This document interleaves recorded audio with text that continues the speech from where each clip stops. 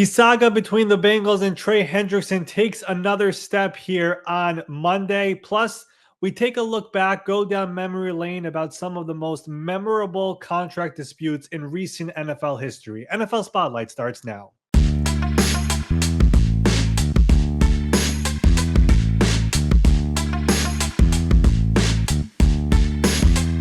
Welcome in. It is the Tuesday, May 13th edition of the NFL Spotlight Show. I am your host, Ari Meirov. The NFL schedule, it is starting to trickle out over here. We had a couple of announcements on Monday, a couple more announcements coming today, and the full thing coming out here tomorrow. We now know the official first game of the season will be the Dallas Cowboys taking on the Philadelphia Eagles. And like I said, more games will be coming out of here very soon. And maybe, just maybe, I'll leak some on my X page here starting today and tomorrow as well. But for today's show here, the Trey Hendrickson situation, we're going to be talking about that and some memory lane stuff. Like I said here before, let me bring in my good friend Ben Allen. I'm kind of excited about this one, Ben, because we've been talking about Trey a lot, but we also thought about let's try to do a little bit more over here. And you know me, I love going back and going through the history of the NFL. So this should be pretty fun. Yeah, it should be. Let's go ahead and start with what set up this whole conversation, though, and that's what's going on with Trey Hendrickson. Clearly, the Bengals have had a very busy offseason with their different contract negotiations that have taken place. Maybe you look back at their wide receiver duo of Jamar Chase and T. Higgins, just to get an example of that. But there's one of their most notable players that they still haven't figured it out, and that's pass rusher Trey Hendrickson. There's been a whole lot of back and forth in the media as to what's going on with the deal, what's not going on with the deal. And on Monday, Trey decided, you know what? It's my turn to speak up again. So he released a statement to Adam Schefter and ESPN in which he said, no communication has taken place between my camp and the organization post-draft. The offers prior to the draft did not reflect the vision we shared and were promised last offseason if I continue to play at a high level. Coaches are aware of the past conversations. Rather than using collaboration to get us to a point to bring me home to the team, they are no longer communicating. I have been eagerly awaiting a resolution of this situation, but that's hard to do when there is no discussion and an evident lack of interest in reaching mutual goals. So Trey is saying he hasn't heard from the team. Kind of hard to work out a contract when that's the case. So I know that you had said recently you don't think that he is going to be somebody who ultimately is traded, but does this statement make you change your mind at all? And if not, what is the next step? Let me just start with this. If there's one organization in the NFL that does not get fazed by public comments, it is the Cincinnati Bengals. So I know for a fact Trey is frustrated. He has been frustrated for a number of years now because all he has done is produce. Last year, led the NFL in sacks with 17 and a half, first team All-Pro, runner-up in Defensive Player of the Year. No player has more sacks than him the last couple of years. And he needs a new contract, final year of his contract, making just $16 million per year, which to some fans sounds like a lot, but the top pass rusher right now in the NFL is $40 million per year. So he obviously wants his contract to be adjusted, and he has been waiting for that for a number of years. The issue here continues to be the communication, and we mentioned this about a month ago, I would say, Ben, the last time when he was on the McAfee show and he spoke up. He mentioned the lack of communication. I gave some context as to what is going on. The problem has been that the main people who need to talk to Trey Hendrickson and his people have not been the ones talking to them. There's, Duke Tobin is the de facto general manager. Katie Blackburn is the lead negotiator. Those people are the ones who should be talking over here. And to this point, they've had very, very minimal conversations with Trey Hendrickson's side. So Trey now basically goes out and says this in public, what we said here about a month ago. And he's like, guys, this is not right. And last year, he was told, you know what, we don't need a new contract. You have 2 more years left. Play out this year, have a good year, be a good warrior, a good soldier, and come back to us next year. We'll take care of you. He did just that. He had 17 and a half sacks, like we said, and now here he is waiting. And of course, he has watched T. Higgins get a deal and Jamar Chase get a deal, and he's very happy for them. It's a great thing, but he's like, what about me? Like, what's going on over here? And whenever those deals got done with Jamar and with T, they obviously, Jamar and T's agent, Rocky Arsenal, he was talking directly to Duke Tobin and talking directly to Katie Blackburn. Why are you guys not doing that with me? At the very least, talk to my people, explain what's going on. That has not been happening over here. And that remains the issue here with Trey Hendrickson, who remains very frustrated. Now, you asked me about the trade. We could go down memory lane with the Bengals. We're going to do memory lane in a few minutes here with other players. I don't think we have any Bengals on that list, but history tells us the Bengals do not care if you go out in public. I mean, look at Jesse Bates and what he did a couple of years ago when he requested a trade. Look at last offseason when T. Higgins requested his trade. Go back years ago to a player like Carson Palmer, who was the team was literally willing to let him rot on the bench before trading him. And of course, it took a couple of months, but the Raiders offered some insane package of a first round pick and a second round pick, which the Bengals were like, you know what, let's just get rid of him now. But they were literally willing to let him rot before actually moving on from him. And he was frustrated as well. Carlos Dunlap, there have been endless examples. Chad Johnson, TJ Schmazat, like they've had a history of this, and it does not matter to the organization. So I don't think a public statement, whether it's from the player, from the agent, from whoever it is, history tells us the one organization who will remain unfazed is the Cincinnati Bengals. And the reality is, you look at that roster, they obviously know they could compete in the AFC. Last year was not the year that they wanted, but you have Burrow, you have T, you have Jamar. You hoped you fixed up the offensive line a bit this year. The defense needs a lot of help. You have a new defensive coordinator. You drafted somebody in the first couple of rounds with Shamar Stewart and the linebacker out of South Carolina. They know they also need Trey Hendrickson. So the idea of trading him now and getting 2026 picks back makes no sense for the 2025 Bengals. So I am hopeful still that at some point over here, the Bengals and the people who actually matter in all of this are going to make that phone call or set up a meeting or do whatever it is to try to make Trey Hendrickson happy. The issue that's going to come up over here is that Trey, this entire time and dating back to last year, they have been looking for a multi-year contract extension. They don't want a one-year deal. They don't want some added money on top of this contract. They're not looking for incentives so you can maybe make enough money. They want actual guaranteed money in a multi-year deal. And they've seen Myles Garrett get paid this offseason. They've seen Max Crosby get paid this offseason. They've seen Danielle Hunter get paid this offseason. They saw Josh Sweat in free agency. They know Aiden Hutchinson and TJ Watt and Micah Parsons and all those players are also coming up.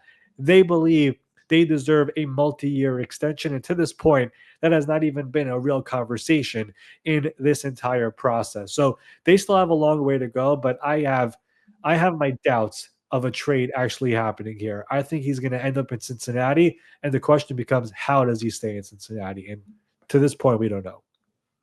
Do you think we're headed towards a holdout? The problem I have with a holdout is that as somebody who we had Trey on the show here, and I've heard a lot about Trey from people in that building to people who know him as well. He's not somebody who wants to do that. So if he ends up doing it, you know it's eating him alive. And maybe just maybe the Bengals are going to say, you know what?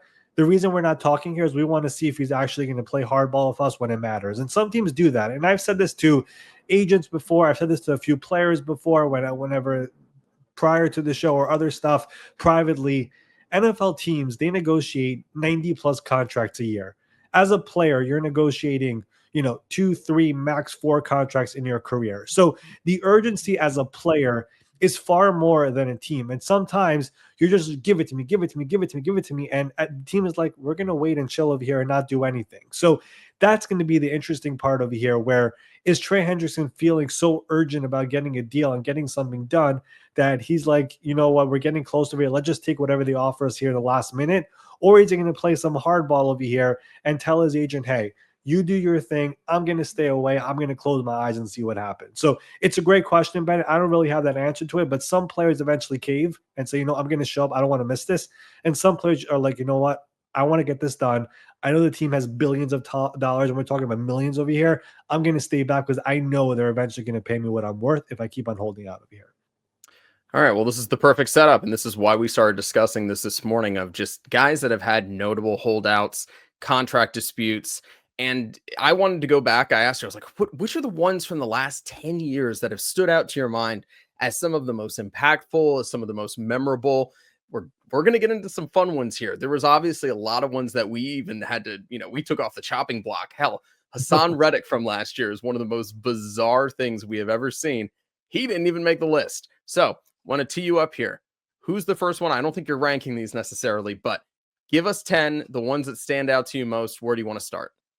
So we're gonna go oldest to newest, and these are, I mean, I remember some of these like it happened yesterday. I know the screen says over the last 10 years. This one is actually more than 10 years ago, but it's the oldest one by far on this list. But I'll never forget it. It's one of my favorite ones. Darrelle Revis, 2010, with the New York Jets. Our boss Mike Tannenbaum was very involved in that, and of course, Hard Knocks was the cameras were rolling back then with Rex Ryan and the entire crew. And Darrell knew he was the best corner in football. It did not matter that he had multiple years left on his rookie contract. He wanted to get a deal done. And if no deal got done, he was not going to show up. And eventually, right before the season started, they finally got a deal done. But that entire training camp, and that was really the last real good Hard Knocks with like legitimate access where we saw a lot of what was going on with that holdout, where there was going to Darrell and going to his agents and doing these private meetings and making sure nobody finds out about it. And Rex Ryan getting so frustrated to the point where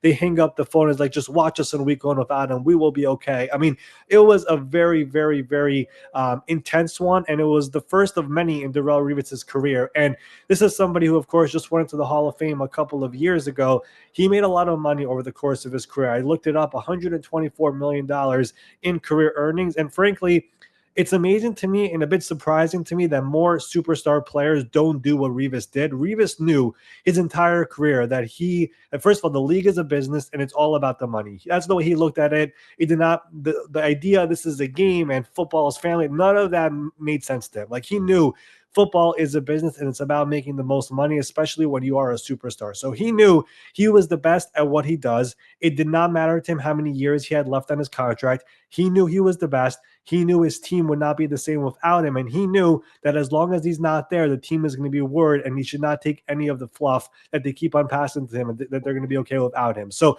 he did it multiple times in his career, but 2010 was the most memorable one. And his poker face of him saying, pay me or play without me, it worked every single time, essentially. And it was, that was by far the most fun one for me because it was on Hard Knocks and they got the deal done right before week one of that game against the Baltimore Ravens, a game that they lost. The next week they played the Patriots. Randy Moss had this incredible one-handed touchdown grab over Revis. I think he's pulled his hamstring in that game, missed a couple of games after that, but he ended up putting it all together, having another first-team All-Pro year, and getting rewarded by the Jets again a couple years later before eventually getting traded to Tampa Bay, where he got a new deal there, became a free agent, got paid by the Patriots, then became a free agent again, got paid again by the Jets. He made a lot of money in his career, but Darrelle Revis was the one player who understood this league is a business, this team cannot do it without me, and he kept on making money year in and year out. Okay, so we broke our own rules starting off there with 10 years. We're gonna put that aside here for a second. I do want to ask you about this one though. If this had taken place in the social media age that we are in right now, how wild would this have been? Because it was that's all ESPN was for a while, was everything with Darrelle Revis, the Jets. What would it be like today in 2025 if this had taken place? I mean, that's the interesting part. The NFL and the latest CBA, they kind of took away the idea of holding out anymore. Now we see way more hold ins. For example, we had Brandon Aiyuk last year who was in the building the entire time, but he obviously was not doing anything. We've seen many examples of this. Hassan Reddick last year actually was a holdout, but that was a bit of a more complicated situation. But holdouts are not really a thing anymore. But whenever it was to this magnitude with this type of a player who was a superstar player coming off a first team All Pro year, the team being on Hard Knocks, the Jets, of course, they were a very, very fun team, a team coming off the AFC Championship game the year before. Like they were a team that had a lot of hype, of course, and their best player on defense, and Rex Ryan being a defensive minded head coach and saying throughout that year, his first year as head coach, just how important Darrelle Revis is. And he just talked publicly so much about Revis that Revis knew he had the leverage. He knew there was no chance on earth the Jets could go into the year. I think it was Antonio Cromartie as the other cornerback. They were like, Cromartie is not going to be the cornerback one. You have nobody else on the other side. Like, you guys need me. So if that was going on in the social media age, just knowing Jets fans, first of all, and being from New York, it would have been absolute mayhem. And I think Jets fans would have been like, pay him whatever it takes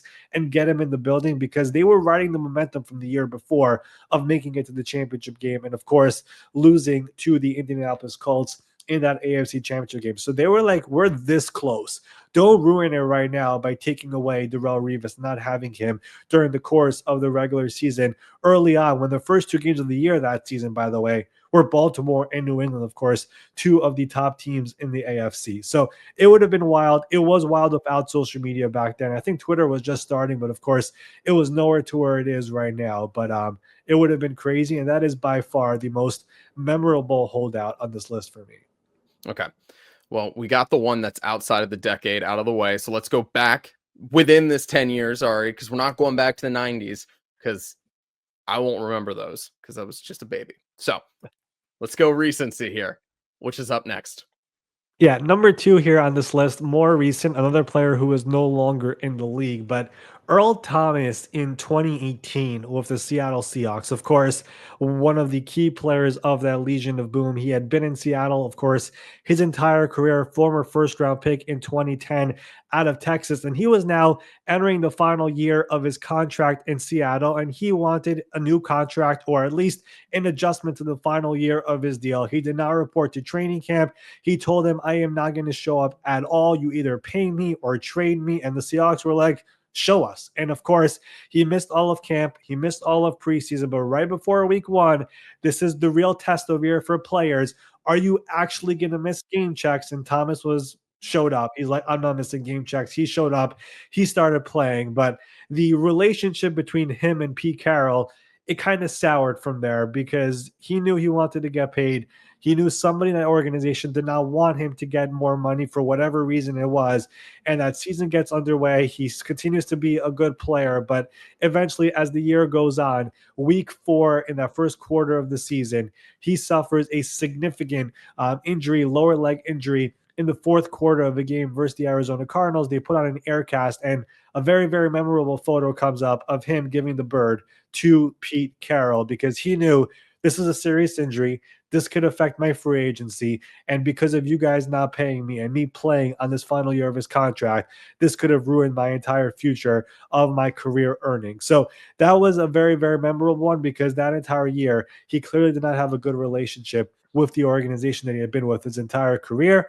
Earl Thomas eventually does become a free agent. As the story goes, he ends up going into free agency, does not have much interest. I mean, I don't know if people remember this, but there was not much interest at all for Earl Thomas. He was very, very, very close to signing with the Kansas City Chiefs on a 1-year deal. And all of a sudden, the Baltimore Ravens come in and offer a big 4-year contract for him to come in to Baltimore. And he immediately agrees to that 4-year, $55 million deal, $32 million guaranteed. And his first year in Baltimore was a Pro Bowl year, but after that, everything goes downhill. Off the field problems, gets released during his second year with the team. But that was another very memorable one because that entire year, once he reported, it clearly was bad, and it was a bad vibe in that organization in the locker room. And him getting carted off and giving the bird to Pete Carroll is a lasting image in my head. It's a little bit funny. I like the humor in it.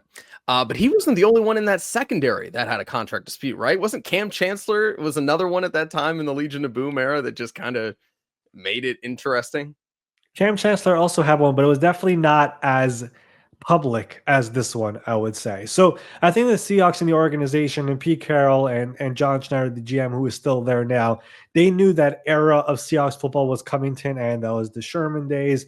Obviously, Earl Thomas, Cam Chancellor, Bobby Wagner was still going strong, but they were ready for that next phase of Seahawks football, which was going to be the let Russ cook era, of course, as we remember, which kind of got off to a good start. And of course, a few years later, Russell Wilson gets traded as well. But they knew they were not paying any of those guys, and they went through it that year, and eventually it was time to move on. And of course, Cam retired, Doug Baldwin, I think, retired with him on the same day, and Earl, of course, leaves as a free agent. Fun times, those were fun times. All right, who's number 3?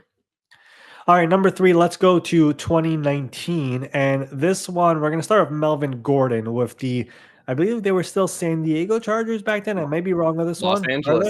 they? They were Los They were Angeles. Los Angeles. They were LA already. All right. So this was a very unique one because I think nobody was really ready for this one. And Melvin Gordon goes into the year and basically tells the Chargers, I am not showing up at all unless you give me a contract extension. He was entering the final year of his deal. And the Chargers were like, you know what? Sure, we're sure you're not going to show up. Let's see you actually not show up over here. And the offseason gets underway.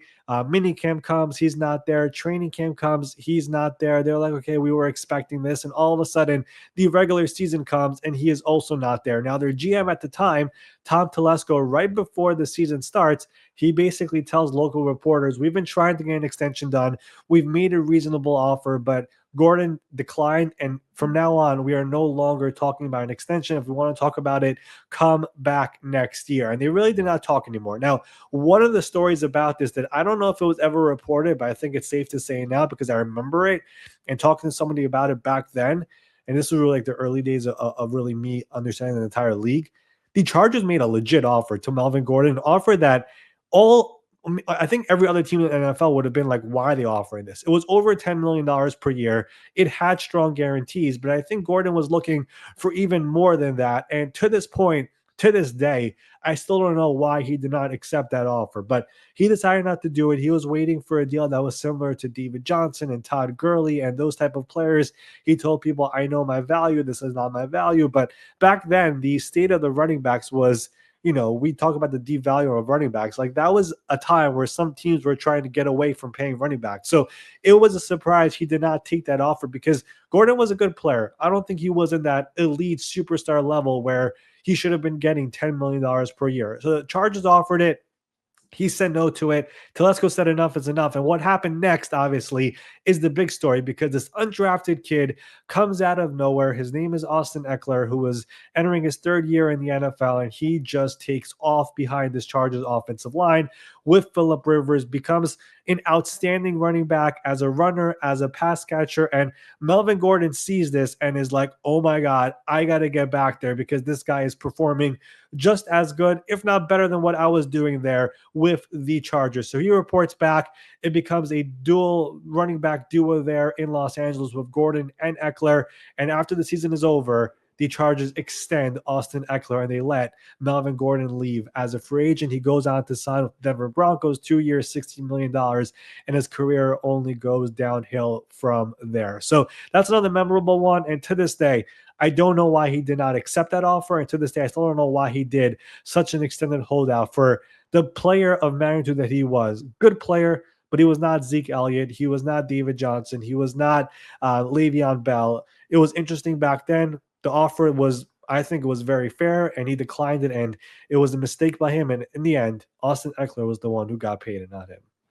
Well, and I think it's interesting too, because it was only a year later when Melvin did sign with the Broncos that he quite frankly said, I regret what I did. I made a mistake. He acknowledged, he's like, looking back at it now, he played himself, to be very, very blunt. And I think it's interesting when those guys can kind of actually sit back, particularly not that long after, and really speak honestly with the media, with the fans, and be like, hey, I could have handled this better. So that's also the learning lesson that comes along with this, particularly for running backs. If you get offered $10 million, take it. And by the way, also it also proved some executives right that, hey, you took a first round running back in Melvin Gordon.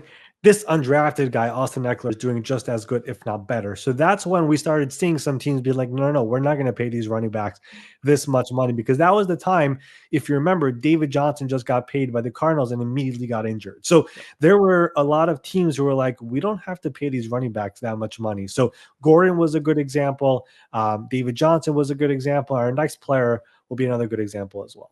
Yeah, who do you have next? So Ezekiel Elliott in 2019 with the Cowboys as well is another really, really fun one, because Elliott, similar to Darrelle Revis, he knew his value and he knew his importance to the Dallas Cowboy as a player, as a brand, really all of it. 3 years in the NFL, former number 4 overall pick, had over 1,600 yards and 15 touchdowns in his first year. His third year in the NFL, he ends up having over 1,400 yards and 8 touchdowns on the ground, 3 touchdowns on the receiving end. He was really blossoming as a player throughout all of it. He had 77 catches in that third year, really blossomed as an all-around running back. And he still had 2 more years left on his rookie contract, plus 2 more years of potential franchise tags there. So technically, the Cowboys and Jerry Jones, they would have had 4 more years of control of Ezekiel Elliott. But Ezekiel Elliott, knowing his value and his importance to this offense with a young quarterback and Dak Prescott, they came into the league at the same time. He was like, no, no, no, I'm not going to play out these last 2 years on a dirt cheap contract. You're going to pay me right now. And his agent, who still is his agent right now, Rocky Arsenal, maybe you know that name. He is the same agent as Jamar Chase and T. Higgins. He had a master plan. He was like, you know what, Zeke? Forget about showing up to Dallas and going to the facility and all that. Me and you, we're going to Cabo. We're going to go to Mexico during training camp, and we're not going to go back until they give us a contract that we are worth getting. And Rocky, for people who don't know, he is a long, long time agent, has been around forever. He represented Marshall Faulk, for example. Like, he's been around the game for a long time. He knew Jerry Jones really well, and he knew the importance of Ezekiel Elliott in Dallas, and that eventually Jerry was going to budge. And I remember that entire training camp year, it was every single day, NFL Network, ESPN, you name it, they were talking Dallas Cowboys. Ezekiel Elliott was taking so long. How are the Cowboys going to do without him? What's going to happen week 1? I think they were playing the Giants in week 1. What's going to happen without Zeke? And of course, as the training camp winds down, eventually Rocky and Jerry get together and get this mammoth 6-year, $90 million extension done. And usually whenever you do these big 6-year or these type of extensions, the Cowboys like doing 6, 7, 8-year deals because that means you have the player for longer and you get to control him for more once the guarantee money runs out. Rocky, knowing this, he decided, I'm going to create these rolling guarantees over here that the money in the future guarantees a full year earlier. So Dallas will be stuck with Zeke a little bit longer on the back end of his career. That's part of the reason why he was there for so long. As his career started to dwindle down, he still had a lot of guaranteed money left on the back end of that contract. So it was one of the more memorable ones. Zeke was nowhere to be found. He was in Cabo on his own. He let football put it to the side. It did not affect him that his teammates were out there in LA, of course, where Dallas has their training camp. And he was like, I'm not going to show up until I get my deal done. And eventually, finally, Jerry gave in and gave him that big 6-year, $90 million deal. And because he did that deal then, that also made Dak Prescott getting his deal take a little bit longer. And of course, we know how Dak has leveraged his deals in Dallas now. So the ripple effects of that one, I mean, it's a never ending one, but that was one of the more fun ones as well back in 2019. All right, Ari. I have a feeling that we haven't seen the last of running backs on this list, as we've already hit a couple guys here of interesting note. Am I on the right path here? Is there going to be another running back coming up? Yeah, we're going to slide back here to 2018, the year before this. And this was one that I think every NFL fan probably remembers. Le'Veon Bell and the Pittsburgh Steelers in 2018. He gets franchise tagged for a second straight year, and he's like, you know what? Enough is enough. I've already played 5 years in Pittsburgh. I know the shelf life of running backs. I want a long-term deal. They talk more, and eventually nothing that Le'Veon Bell thinks makes sense for him, because if you all remember, Le'Veon Bell was an exceptional running back as a runner, but he also was essentially another part of the receiving game as well, had 85 catches the year before. In 2017, he had 321 rushing attempts that year, which led the NFL. The wear and tear was adding up, and he was like, I need to get my money. And of course, the Steelers don't do it. He threatens to not show up for anything. And the Steelers are like, yeah, right. You won't show up for anything. Let's see. Does not come to OTAs, does not come for minicamp, does not come to training camp, does not come for the beginning of the season. They're like, you know what? He'll show up by week 8. Come collect his checks over here. Does not show up for the entire season, which the entire year in Pittsburgh, it was just a distraction. It was a media thing throughout the season. Whatever channel you put on, they were talking about Le'Veon Bell. I remember fantasy players out there drafted Le'Veon pick 1, 2, 3, whatever it was. They're like, yeah, he'll come back week 1 or 2. He does not show up the entire year in Pittsburgh. James Conner is the one who ends up taking over. He has a decent year, a really good year, but still not to Le'Veon Bell's level, because Le'Veon Bell, unlike, for example, Melvin Gordon, he actually was a superstar running back in the NFL on all levels. I mean, the way he would be able to just wait and then be ready to attack, know when the right time was to hit the hole. He was a different type of a running back, and really was part of the 3 Bs in Pittsburgh with Ben, Antonio Brown, and of course Le'Veon Bell. So that was the first year where they did not have him. And people were shocked that he actually went through this because, like we said before, there's an element of, you know what, don't show up for minicamp, don't show up for OTAs, don't show up for training camp. It doesn't really affect your pocket. To actually not show up for the regular season and miss out on game checks every single week, that's when it takes some guts. And most players in the NFL would not do it. It's why we talk about even like a potential lockout in the NFL whenever the CBA expires. Most players are not willing to lose out on game checks, so eventually they'll just give in. Owners who have billions of dollars in their pockets, they're okay with missing a year. It's okay with them. Players, this is their livelihood. They're never going to do it. So Le'Veon Bell actually going out of his way, getting a year older, taking a year off, missing out on all those game checks on the franchise tag, it shocked everybody. And then the element of him becoming a free agent in 2019, who would have interest in a running back who just did not play a full year? It's going to be a situation where he might be rusty. He's no longer with Big Ben and Antonio Brown. Is he the same player? Is he all about the money? Once he gets paid, he won't be the same player. Lo and behold, the New York Jets come along, and they were the only team. Now that we go back to that, we could say this: they were the only team in that free agency that was willing to offer him the money that he got. 4 years, $52.5 million, $35 million of which was guaranteed. I remember there were people who were like, oh, the Baltimore Ravens are going to get him. The Ravens had no interest. The Indianapolis Colts are going to get him. They have the most cap space. The Colts were never going to bring in a character guy like Le'Veon Bell. Only one team was actually bidding on Le'Veon Bell and giving him that money. And the Jets wildly overpaid. And if you remember back then, there was a bit of a dispute between GM and head coach about if we should actually go after this player. Adam Gase, the head coach, was completely against signing Le'Veon Bell, and they did it anyways. I mean, Gase had some very, very awkward press conferences with some of his answers basically admitting he did not want Bell in the building. And he was kind of right because Le'Veon Bell was a train wreck with the Jets. The team as a whole was a train wreck. Sam Darnold was not what they were expecting with the number 3 overall pick. Of course, Sam is now thriving in signing that big deal in Seattle, but it did not work out. Bell was released after a year and a half. Midseason was cut, bounced around the NFL from there with Kansas City and Baltimore, Tampa Bay, and now I think he's boxing or rapping or doing both or whatever it is. So that was also one of the more unique ones that we've had here in recent history. A player actually going out of his way, sitting out and saying, I am not going to play until I get my full contract. Have not seen that in a very, very long time. Even last year, Hassan Reddick, he eventually showed up. I don't remember the last time. I don't think we're ever going to get another time where a player just says, I'm going to stay home and not show up at all. That was a very unique one. It might be my favorite on the list. I just remember so much, like, you talk about Revis and stuff. Like, this was my one, like, sitting back and being like, oh, he's not bluffing. Like, he is. There's no posturing here. Yeah, and the interesting thing about that is that nobody knew the rules. Like I remember, like at week 8 of the year, people were like, "Well, if he doesn't show up at week 8, then the contract rolls over." We end up finding out by like week 10, like, no, this actually counts as a year, and he's going to become a free agent after the season. If the Steelers don't tag him again, and they didn't tag him again, he actually became a free agent. And people were actually thinking if he doesn't show up at week 8. That means now we're just back to the same place in the offseason. We find out later on that's not the case. And I remember there was a video that came out once he did not show up in week 8 of the Steelers locker room just taking all his stuff from his locker. Do you remember that, Ben? Vaguely, So yeah. Yeah, like taking his cleats and taking his like he had stuff that was left over there.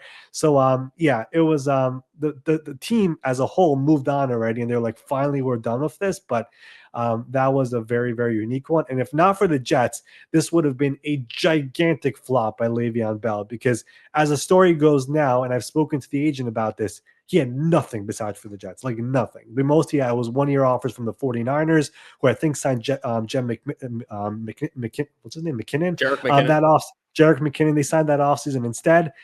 He had a 1-year offer from them, and that was it. And the Jets came in and made the crazy offer, which I guess kind of paid off for him missing a full year.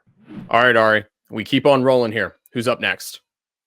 Yeah, we're going to stick in 2018 as well, because this was really the year of holdouts over here.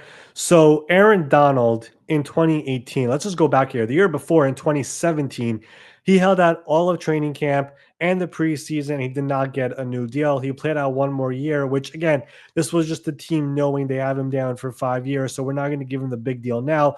go do it again. Once again, he had an all-pro year, was awesome, just like he was basically every single year of his entire amazing career. But all of a sudden, and by the way, that 2017 year, he also missed the first game of the year, even though he showed up before versus the Colts. So they already went through this once before. 2018 now comes along, and it's the same story again. He is holding out all of offseason, all of minicamp, all of OTAs, all of training camp, and it's right before the start of the season. I think it was a day before cutdown day where they finally come together and get a deal done. 6 years, $135 million, $87 million guaranteed. The funny part about that I remember is I don't think Aaron Donald was a great player. I still don't think he was a household name all over the country. And I think some people were like, whoa, where is this number coming from? And of course, Aaron continued to dominate and dominate. This was still when the Rams were nobody really cared about them. This was the start of the Sean McVay era with all of this. So it was still very early on. So a lot of people were like, whoa, 6 years, $135 million.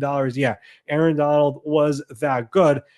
So that one was very interesting because it took 2 years for the team to actually figure this out. The funny part about all this is that Aaron Donald, the entire time, was like, I want to become the highest paid defensive player in NFL history by a wide margin. That was his goal. He finally got it. That kind of takes us to the next player over here, which was Khalil Mack. And he, a day later, ends up breaking this. And of course, Aaron Donald was like, what in the world? I waited all of this just for one day of having the record. But the Khalil Mack story is even crazier because he was a defensive player of the year a couple of years back in 2016. Just like Donald in 2017, he wanted a new deal, but the Raiders, for whatever reason, prioritized Derek Carr. That makes sense. And Gabe Jackson, an offensive lineman. As a result, the Raiders, who were a bit of a cash poor team at the time, they were like, Khalil, we love you. Play out this year. We'll take care of it next year. He once again balls out, has a great year. And the Raiders have wholesale changes. They fired Jack Del Rio.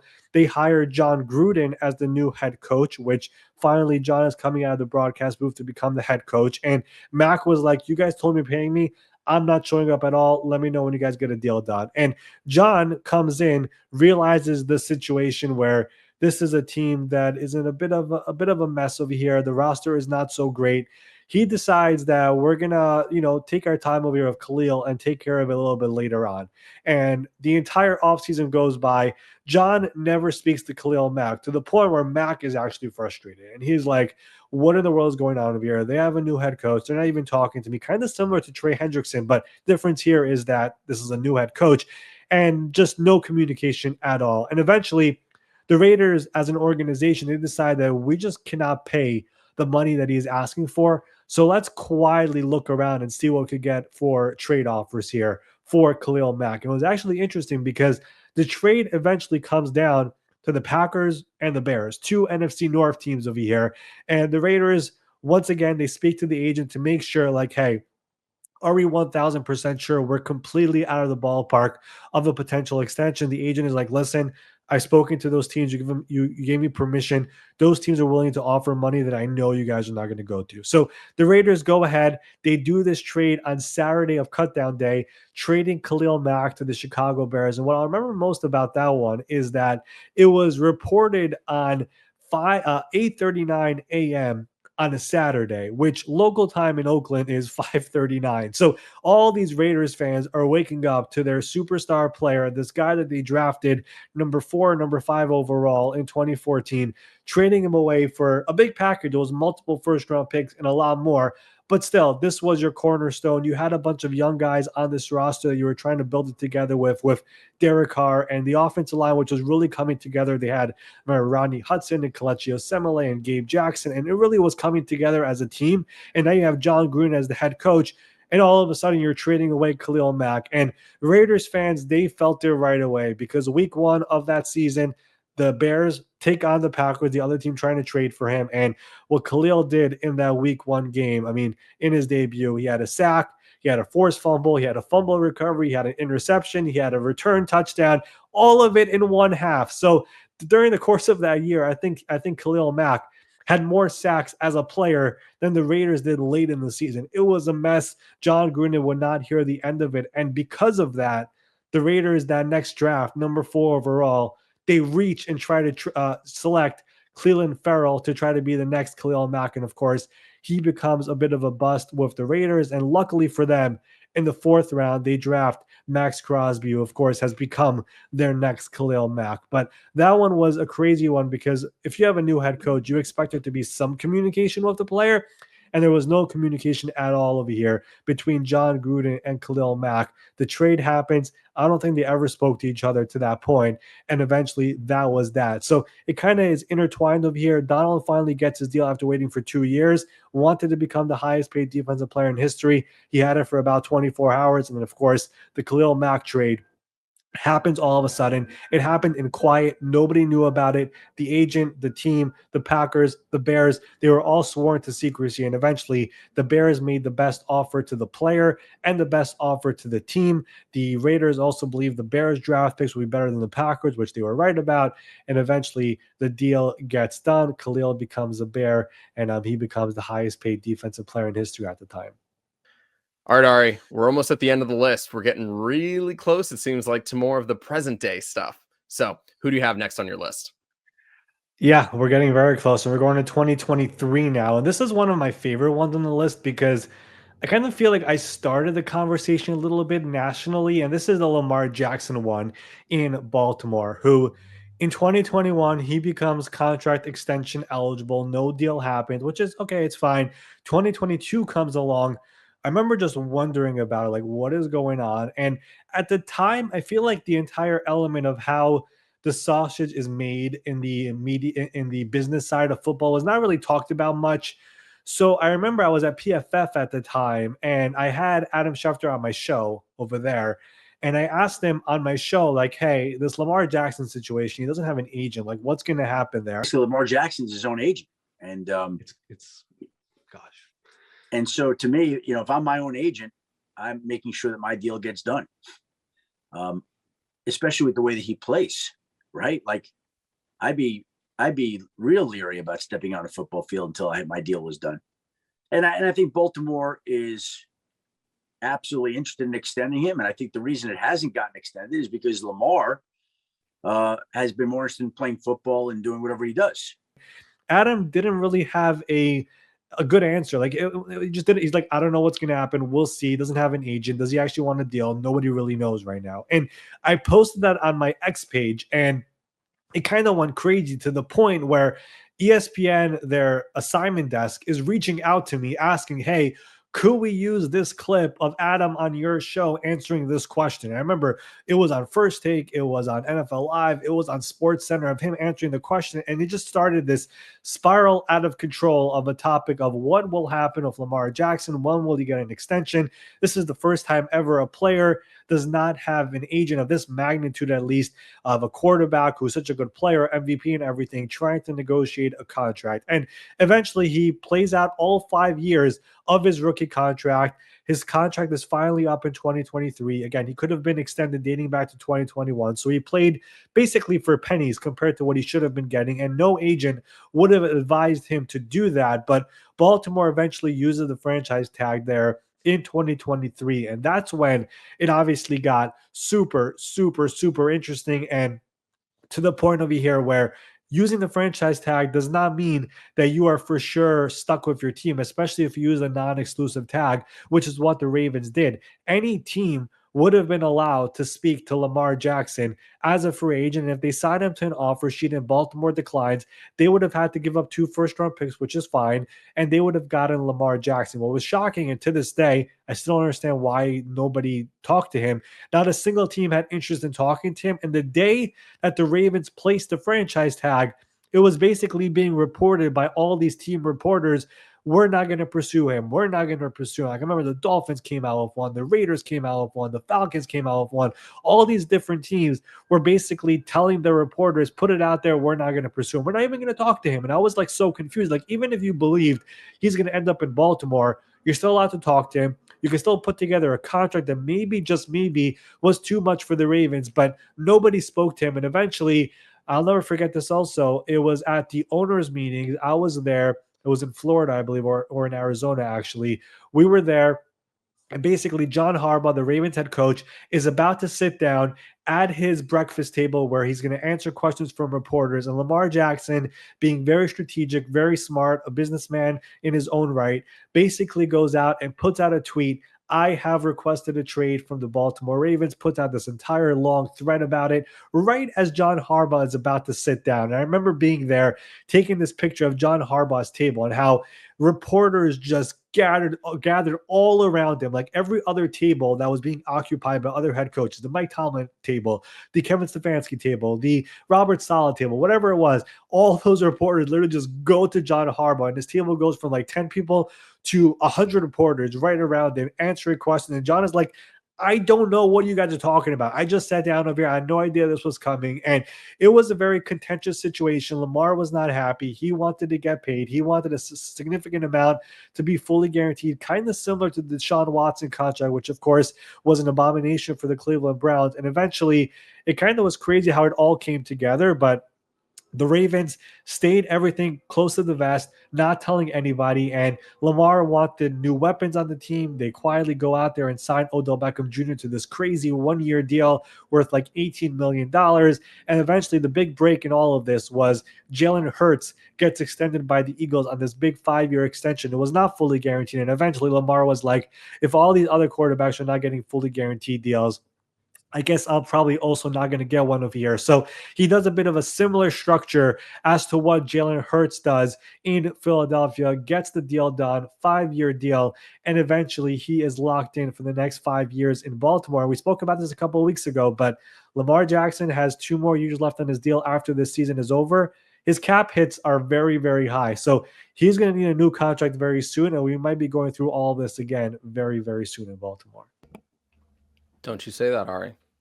Don't you say that. No more issues with Lamar, please, in Baltimore. I'm just saying, to this day, I do not know why the Falcons didn't pursue him, the Ravens didn't pursue, the Panthers didn't pursue, like so many teams, the Raiders, like, talk to the guy. Like, nobody even wanted to talk to him. I still don't know why. And the Ravens, I mean, that was probably the most stressful time in that organization for DaCosta, for John Harbaugh, but publicly, they were saying all the right things because they know there is no agent in this situation. Usually whenever you have an agent, you could say stuff to them that you would never say to the player's face.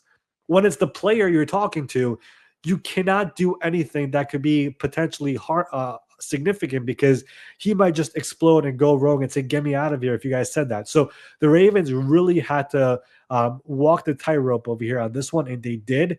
And they waited it out. No other team pursued them. Again, I still don't know why the Falcons especially did not do it. From like, it just the Michael Vick element of bringing someone like him to it. Just they were pursuing Deshaun Watson the year before. They were about to pay him fully guaranteed money. Like, none of it made sense to me, but they didn't. The Ravens held on to him, and of course, wins another MVP. Could have won one again this past year, but still looking for that Super Bowl, which I do believe is going to come at some point of year in Baltimore. Well, Ari, you say that about the Falcons, but they were playing the long game. They knew they wanted to go out and get Kirk Cousins, which then would enable them at the same time to draft Michael Penix Jr. so they could just cause absolute havoc to the quarterback room. That was their plan all along, is my understanding. Yep, it's clearly working. So good for them. On to the next one, Ari. We're nearing the end. All right. 2 more left here. This one was from a couple years ago, but Chris Jones with the Kansas City Chiefs in 2023. That was also a good one because coming off a Super Bowl win, he's entering the final year of his contract. Obviously, a huge part of that team, the most important player on that defense, and does not show up for minicamp, does not show up for training camp. When again, holdouts now at this point in the NFL, it's actually costly. Like, you're getting fined money, and that money you cannot pay it back. So he was getting fined every single day, a lot of money, and the Chiefs were like, yeah, he'll show up for week 1, like every player does. He does not show up for week 1, and he's going to risk the game check. And of course, that week 1 game was banner night, of course, coming off the Super Bowl win, and it was against the upstart Detroit Lions. And a few days before that game, their other very important player, Travis Kelce, suffers an injury, so he's also not playing in this game. So eventually the Chiefs are going into this game, no Chris Jones, no Travis Kelce. And if you remember in that game, They show Jones in the suite. He actually shows up to the game because he wants to see the banner go up and everyone getting, celebrating there in Kansas City Arrow Stadium.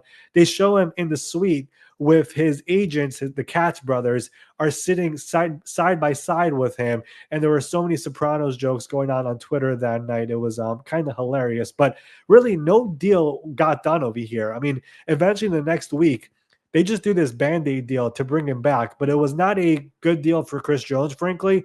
But he just like, you know what, I cannot sit out the year. I'm going to show up, comes back for week 2, takes some time to get acclimated, but eventually, once again, has a all-pro year, 10.5 sacks, 4 passes deflected, Pro Bowl, first team All Pro, all the stats you can name. He had all of it here this past in that season with the Kansas City Chiefs, to the point where, of course, they win another Super Bowl, and then he signs this gigantic 5-year, $158.75 million deal. And the goal the entire time for Chris Jones was to surpass Aaron Donald as the highest paid defensive tackle in football. They would not do it in 2023. Once he was about to become a free agent in 2024, they do it, and they pay him that big money to stay in Kansas City. But him actually sitting out a game was a big deal back then because, again, it's just so rare for players to actually go through with that. And Jones did it for one game, but eventually it was too much for him. And he reported for their week 2 game versus the Jaguars,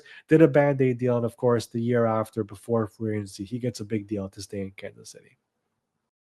And then there was one, and I have a feeling it has to do with the biggest talking point from when we started this show.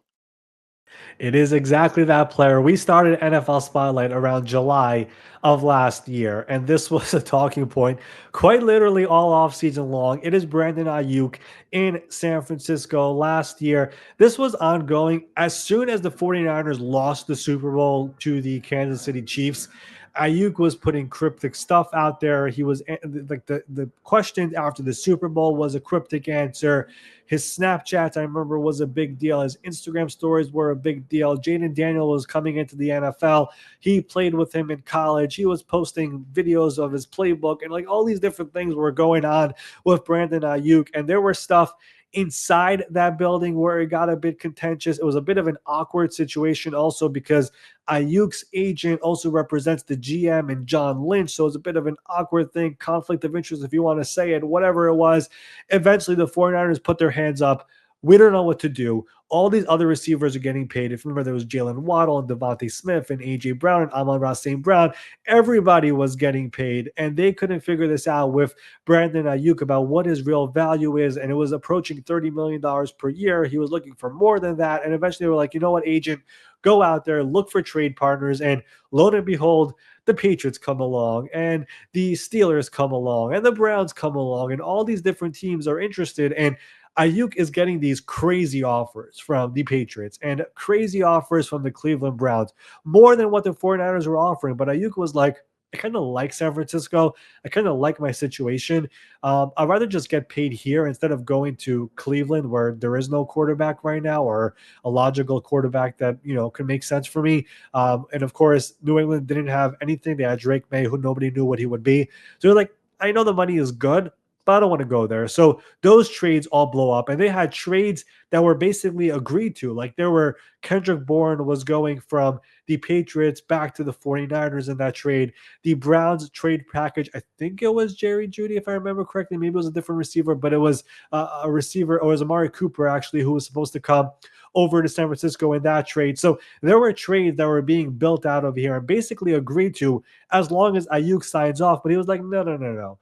I like it. I don't like those situations. I want to go to Pittsburgh. If I want to go somewhere, it's there. And eventually they start talking to the Steelers, and they're like, we'll do a trade, but George Pickens cannot be in the package. And of course, I think the Steelers probably would have done that now knowing the situation. But they were like, we're not trading Pickens. So there was no real trade offer in Pittsburgh to get done. Then there was like, maybe we'll do some picks and we'll make it a higher pick. But the 49ers were like, no, we want something else. It was so messy. Eventually, there's this point on the practice field where Kyle Shanahan and Brandon Aiyuk had this little situation that goes on. Apparently, from my understanding, there was something that happened before that, which was the reason why they kind of went face to face there. There were a lot of untold stories here between Aiyuk and the 49ers throughout the offseason last year. Maybe at some point, someone's going to write a big, long article about it, write a book or whatever. I cannot share all of it now because he's still on the team, but there was a lot that went on over there. But eventually, they do come together. Cooler heads prevail. They get him on this big $30 million per year contract extension. The funny thing is that offer that was made, which he accepted, it was on the table for a number of weeks. And Aiyuk was still being a little bit annoying about it, trying to stick it to the 49ers about how they treated him. And eventually they may make like one little tweak of it to the contract, get it done, and eventually he signs and everybody is happy. And of course, we know how his year went last year, suffering that torn ACL at the start of the season. But that was a very, very contentious one. It got ugly at times. He was supposed to get traded probably 3-4 times. He made it way more difficult than it should. And if I recall correctly, he acknowledged after signing it that he made it way more difficult than it should. And I think Kyle Shanahan aged by 5 years because of it. I think John Lynch was pulling his hair throughout all of it. It was not a fun time in that 49ers building last year throughout the entire building about how that was going on. If you remember, there's also the Trent Williams situation going on during the same time. So there was so much going on in that 49ers building. And this Aiyuk one was a very, very dramatic one. And some details are still not out there and will not be out there right now here in 2025. All right, Ari, let's take a second here and talk about all of the guys we just covered. We went through Aaron Donald, Brandon Aiyuk, Chris Jones, Darrelle Revis, Earl Thomas, Ezekiel Elliott, Khalil Mack, Lamar Jackson, Le'Veon Bell, and Melvin Gordon. Some of the biggest of the last 10 plus Darrelle Revis years.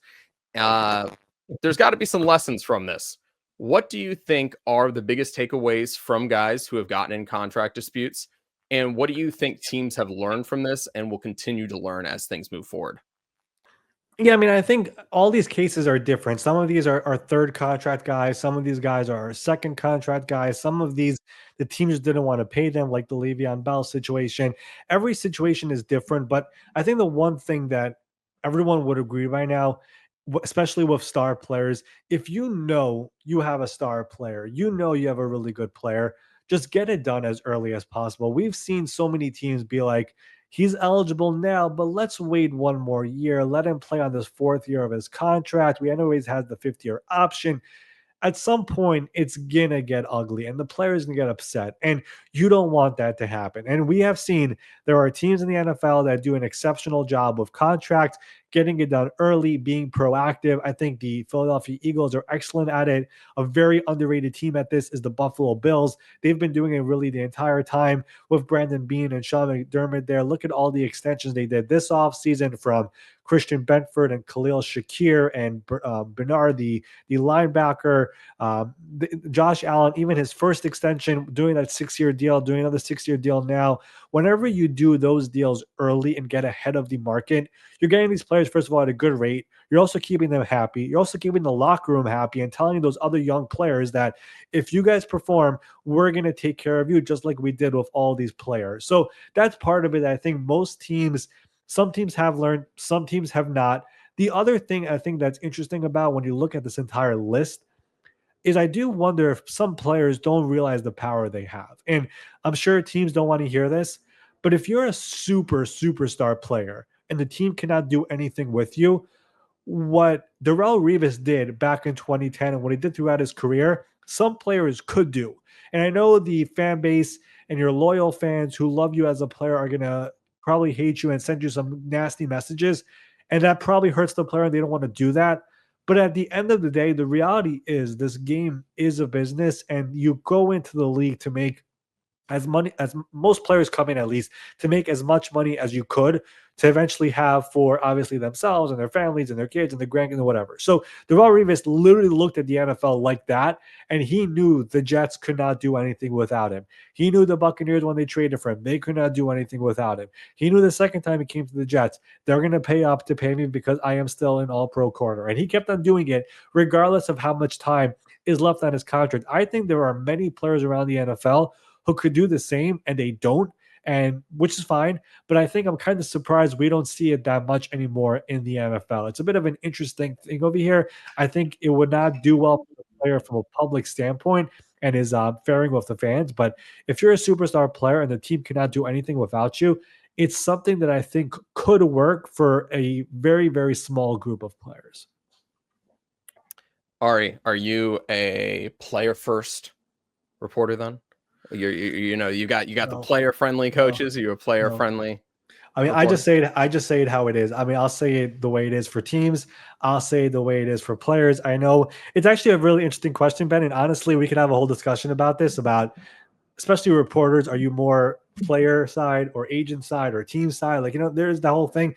I try to stay down the middle as much as possible. And the reality is, if you are an unbelievable player and you're somebody who is the best at its position and the team cannot do anything about it, you could do this. I think you could, but most players don't, and that's fine. They're still getting paid handsomely, but Revis did it, and it worked for him, and that's obviously the oldest player we have on this list. And to make $124 million in your career at that position during that time in the NFL where the salaries were lower than where it is today, kind of impressive. It was a fun exercise. I enjoyed this. It was good sitting back and listening to all this stuff. I think that we'll have an opportunity to do more of this throughout the offseason. We'll obviously enjoy seeing what's going on in the news and seeing how we can peg it to big stories. That's why it's important you guys hit subscribe so you don't miss any of this content. We'll be getting back to more guests here in the near future. And that's all I got for you, Ari. This was fun. I love going down memory lane. I love the history of the NFL, especially recent history when I've been covering the league. Started in 2013. I mean, I remember all these stories like it was yesterday. It's basically like coaches remembering their plays and their play calls, their favorite ones, and the ones that haunt them every single night. I kind of remember stories like that. So I love doing this. It's a fun exercise. It's fun to go back at this. I like going back to see my tweets from back then as well. It's very interesting. And of course, seeing how it eventually played out. Very fun. Maybe we'll do more of these here during the offseason as things are obviously way more quieter here. During this recording, the Dallas Mavericks won the NBA draft lottery, which me and Ben are shocked about. We have so many conspiracy theories. Sorry, Ben is a Washington Wizards fan. Yeah, it's crazy, and I have a lot of thoughts about that, but not for today. But that will do it here for our Tuesday, May 13 edition of the NFL Spotlight Show. As always, rate, review, and subscribe. And of course, if you have any good ideas or good guest people for the NFL Spotlight series, which we'll be picking up over here very soon, leave that in the comments or DM me on X. We will see you all here tomorrow morning.